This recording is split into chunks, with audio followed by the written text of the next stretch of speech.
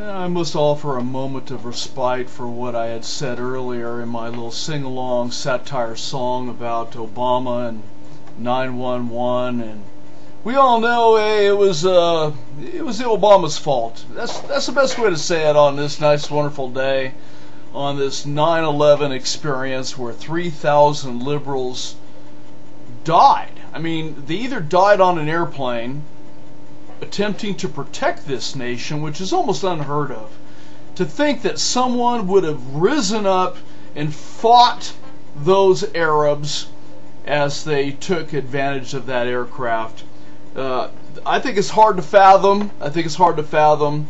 And so I'm willing to think that theirs is the flaw. That alone is the flaw in the 9/11 movie in of itself, is that some libtards actually got together and tried to fight them on a plane. But it proves again, of course, aircraft travel, of course, is the safest outcome for anyone wishing to travel across the United States or overseas, is by getting on a plane. Out of all the planes that took off that morning, and there was many thousands of them, only 4 did not land correctly. And we could look at landing correctly being, plowing through a couple buildings, landing in a field somewhere, hitting the exterior wall of the Pentagon. And people are always going to want to know what really happened on that day. Well, I think those individuals that were on the plane let us know what happened. They pulled out their cell phones and they called their loved ones, and they basically knew. They basically knew what the outcome was and what had happened in the final moments. Unfortunately for us, the American mind is always going to be one that's filled with questions. We're always going to question, did someone know that this actually was going down? Did someone actually know this was going to happen? I don't know. I don't think we're ever going to find out. Maybe in 50 years we'll find out. Maybe in 50 years the 9/11 truth conspiracy idiots will have us all believing it was a myth. Those buildings never existed. Those aircraft never took off. They were figments of a Hollywood diversion. It was all part of a big plot to upset those who hated George Bush and Dick Cheney and Schwarzkopf and all the other wonderful Americans that existed during the time period. They wanted to discredit and discount them as being meaningless. Where are we now? Well, I'll tell you where we're at right now. We got an unqualified president at the helm. He's still unqualified until he proves he is. He hasn't released his long-form birth certificate. He has avoided going to court. He has sent federal court lawyers appointed to support him on our tax dime to represent him. I think it's wrong. I think it's unfair. He has perpetrated this theft of the government office through improper voting procedures pursued by Acorn. I think we need to promote a group that's against that. MODCOI. MODCOI is what we need to promote. MODCOI. Get to know us, get to know part of us, and we will share with you what MODCOI is all about.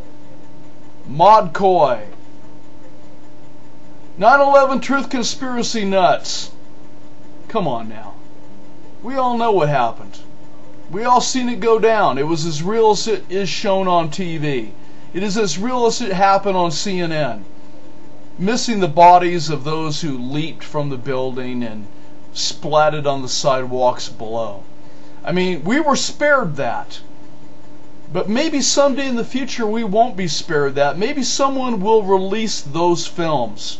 Maybe someone will release the films of those who leaped out of the buildings and splatted.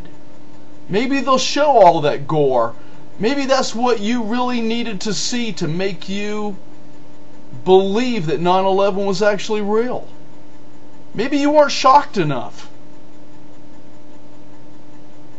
I tell you what, you should be glad some of us did not become president of the United States. You call George Bush a murderer? George Bush was a saint. Several cities would have went away if I was president. Damascus. You could say goodbye to Tehran, Riyadh. Yeah, I'd have to penalize the Saudis too. Shouldn't the Saudis have to face a penalty? They allowed it to grow in their culture, this devout hatred of Western society. They're the ones who perpetuated this and allowed it to take place. They're just as guilty. Now we got some countries like Yemen who don't want to follow the rules. They think it's okay to take in these terrorists and let them go. I've got a problem with that as well.